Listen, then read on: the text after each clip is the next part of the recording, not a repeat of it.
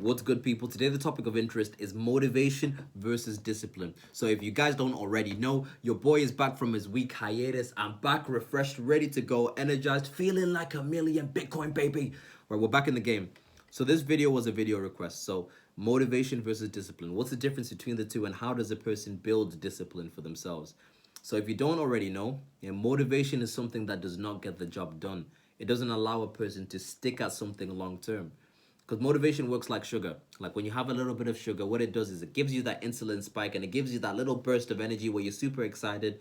But then, like with sugar, after a short little spike, you drip, you crash, you fall off. And we do this every year. Like at the start of January, everybody's excited about changing their lives. They're like, I'm going to get in shape. I'm going to get healthy. I'm going to go to the gym. I'm going to work out from home. So people start working out. They do it for the first 3-4 weeks. And then what happens? They fall off. They get tired. Things become inconvenient and they don't stick at it. Why? Because they were moving on motivation power, right? They had that little burst of energy, but there was no discipline to hold it together. Discipline is the glue. And discipline is a funny thing because there are two compartments to it. You've got the first part where you've actually got to follow through with what you're doing. You've got to take part in the activities long term. But then you've also got the other part that gets overlooked, which is your self-perception. Your self-perception. Because a lot of the time, when you struggle to be disciplined or you struggle to follow through with something, it comes down to you not believing you're the type of person who can follow through with this particular activity. You don't believe that you can be disciplined. Like your heart and your mind don't believe what you're saying. So you could set yourself a goal, but because you've had loads of experiences where where you've set a goal and you haven't stuck to it, your mind doesn't believe you. You set the goal and your mind's going, you won't follow through. Like you want to get in shape, but you said that last year and you're still not in shape, right? You said that you want to build a new business, still not done anything about it. You won't follow through. And when you're not convinced that you can follow through with something, and you're not 100% convinced that you can make it happen, all your efforts are half-hearted. Like you do the activities, but you're not all the way in, and you feel like, I'm not really going to follow through anyway, and then you fall off because you're not convinced. So how does a person get to a point where they convince themselves that they really can follow through with something, even though they see themselves as a type of person who cannot follow through with something, right? So how do you get to that point? How does a person develop that? That's what we're going to be answering in this video. So the first thing to make clear is that discipline is something everybody can do, and you can do it extremely quickly. It's just that you need the right conditions to get that out of you, to pull that out of you. Okay, it comes down to like the conditions, and it comes down to understanding what makes people do what they do, what makes a person behave in a particular way. And the two types of conditions, the two types of goals that get that out of a person, get discipline out of a type of a person. So the first type is where you have like a pull goal. So you have a goal that really excites you, something that you're like, yes, I really want it so badly. And when you want it so badly and it excites you so much, it can get a person to align all their behavior in a particular way to achieve that end outcome. That'll work for some people, but that doesn't work for everybody. What will work for most is a type of goal which is a push goal. So a push goal is the goal that pushes you towards your ideal end outcome. And it normally involves you running away from something. It normally involves some form of pain, you trying to escape pain. Pain is a powerful motivator. It's kind of like when somebody like is ill, right? They're out of shape, and the doctor comes up to them and tells them, listen, buddy, you've got 2 weeks to live, right? Unless you start working out and eating your greens, you're gonna die.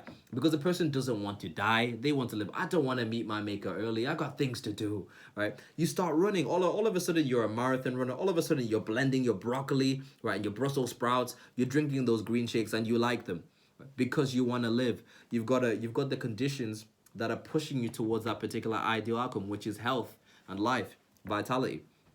So how does a person do that? So the way you do this is through what I call creating severe consequences for failures. Just like the person who's about to die, you create severe consequences for failing to follow through with this behavior for yourself, because that's what's going to drive you.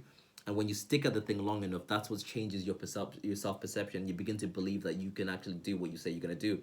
Give you guys an example. If you've been watching my channel for a while, I'm sorry guys, I'm going to give you this example again because it makes such good sense.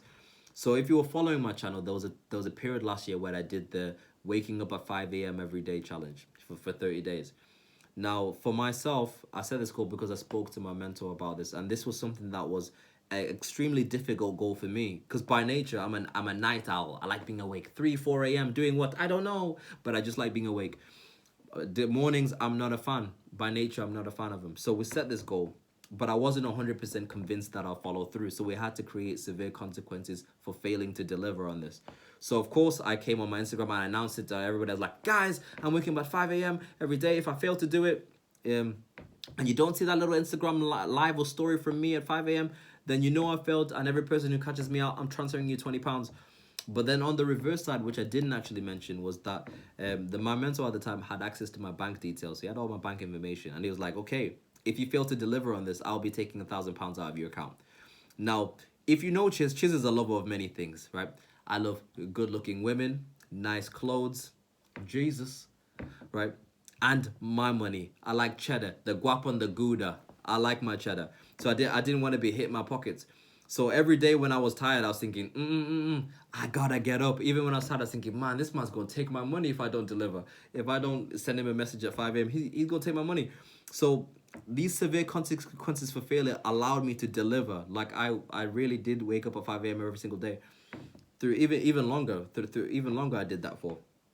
But the beauty of that experience was that through doing that, it created the conditions within me to actually believe what I said I was gonna do. So whenever because I followed through with it, my mind was like, "Yo, Josh is legit. Josh is legit. He really says what he's gonna do." And whenever I set a goal after that, I was fully convinced that I'll do it because my mind was like, "This man's gonna deliver." And then that filtered through to when I did the 21 days of Chiz. I said I'm gonna do videos 21 days in a row. I did that, right? And then what else happened? I said I want to create a book club. Did that, right? Want to create a youth group. Did that, right? This all stemmed from me coming to a place where I convinced myself that I could really do the thing that I wanted to do. And you can do that for yourself too, but you must create severe consequences for failure for yourself. So that could either be like in the area of your money, or or alternatively, you can also surround yourself with people who are playing at a higher level than you. So surround yourself with people who are really, really about it and will not make it okay for you to fail. Because sometimes you can like I'm gonna use accountability from my friends or the people around me, but they make it okay for you to fail. Like when you fail and you don't deliver, they're like, "Oh, don't worry, you tried." But that's not enough. You need to feel extremely uncomfortable for not delivering. You need to be in that type of environment because that's what's gonna get the best out of you. If you feel uncomfortable, everyone's delivering and they're all looking at you like, "Bro, what on?" You will deliver. You get the best out of yourself. And when you stick at that long enough, what happens is that you begin to trust your own word. Whenever you say something, your heart and your mind, they believe what you're going to say. And then you're able to deliver. But it starts off from that self-perception, that transformation. But just to get yourself going initially, to get those training wheels on the bike, you may need to use severe consequences.